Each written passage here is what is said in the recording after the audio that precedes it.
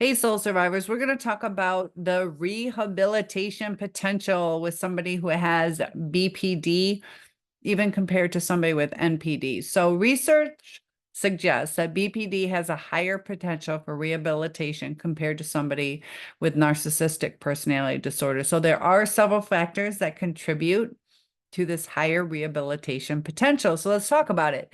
There is that therapeutic engagement. People with BPD, despite their intense emotional reactions, fear of abandonment, they often seek help and are more willing to engage in therapy. Their distress is palpable. They frequently recognize that they are in need of support. So that's a bonus. And dialectical behavioral therapy has been empirically validated as extremely effective for people with BPD. Now, the DBT focuses on skill training in emotional regulation, distress tolerance, interpersonal effectiveness, and mindfulness, addressing the core symptoms of BPD. And there are studies that have shown that with appropriate treatment, many people that have BPD experience significant reductions in treatment symptoms over time. And these improvements in emotional regulation and interpersonal relationships are often observed within the first year of intensive treatment. But narcissistic personality disorder, known as NPD, tends to be more challenging because of several intrinsic factors.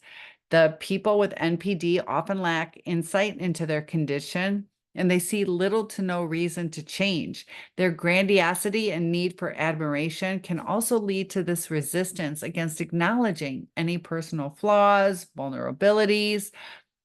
NPD people may view therapy as unnecessary and may attend sessions primarily to bolster their self image rather than to engage in genuine self reflection and growth. They might go to counseling to appease you or to say that I'm the bigger person, I'm doing this, but it's not for the inner work. Some of them will go there to learn techniques on how to manipulate people even more. They often manipulate their therapists. And while therapies like CBT, cognitive behavioral therapy, and schema therapy can be beneficial, there is less empirical support for these approaches in NPD compared to the DBT for BPD. Progress can be slow and requires significant therapist skill and patience.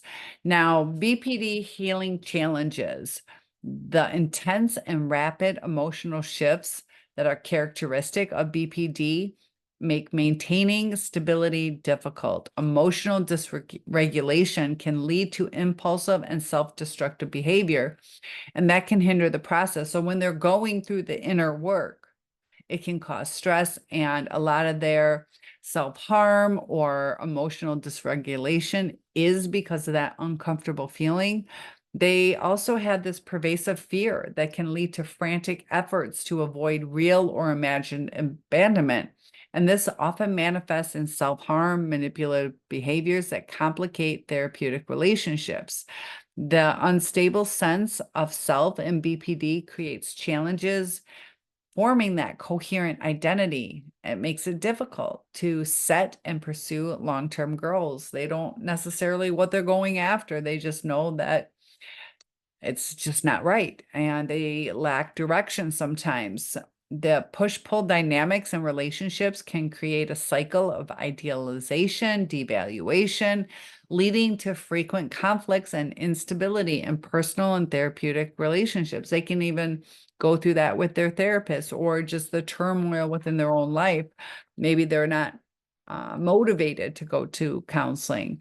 Now, NPD has some healing challenges as well. Their inflated sense of self-esteem and that grandiosity serves as significant barriers to acknowledging and addressing those underlying securities. They have defense mechanisms. I'm sure you've experienced it if you've been with somebody with NPD, such as denial, projection, rationalization, to protect their self-concept, which is very fragile. And once again, it's hindering the therapeutic progress.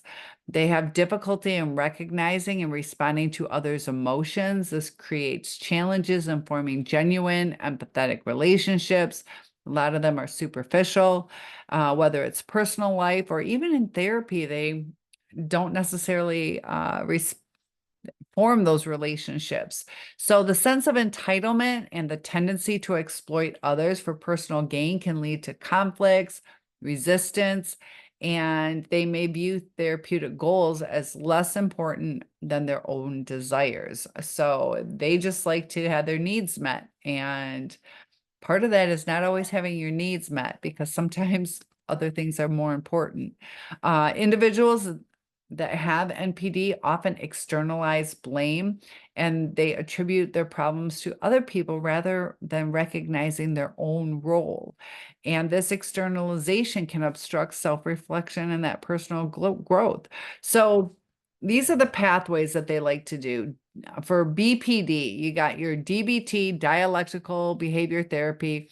This emphasizes skill training, mindfulness, helps improve emotional regulation and interpersonal effectiveness. There's also therapeutic alliance. Building a strong, stable relationship with the therapist is crucial.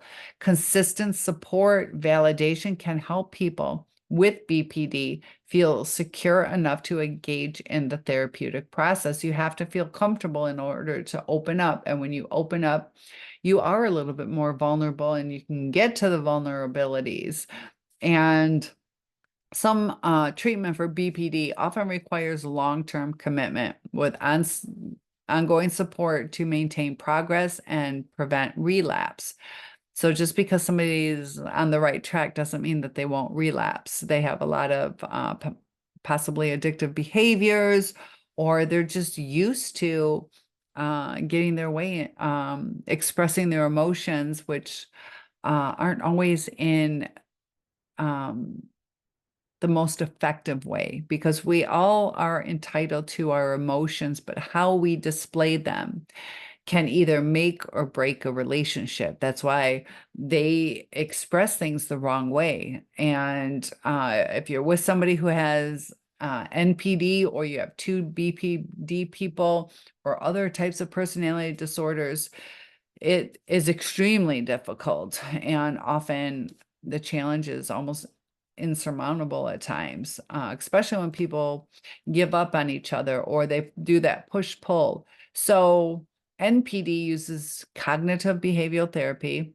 can help challenge distorted self-perceptions and promote healthier thinking patterns. Schema therapy focuses on identifying and changing deeply ingrained patterns and beliefs that underlie these narcissistic behaviors. Motivational enhancement. Therapists might use this to help individuals with NPD recognizing the benefits of change and engage more fully in therapy. So the narcissist might feel a sense of power in doing that. So sometimes they take it the wrong way, but there are interventions aimed at increasing empathy and improving interpersonal relationships. These can be beneficial, but progress might be slow. So BPD generally shows a higher potential for rehabilitation, and that's because of the therapeutic engagement and the effectiveness of these specialized treatments. But NPD still has significant challenges. They have that resistance to therapy, the lack of insight, and they have that protective nature of this grandiosity and defense mechanisms. So there are challenges, but are they willing to put the work in?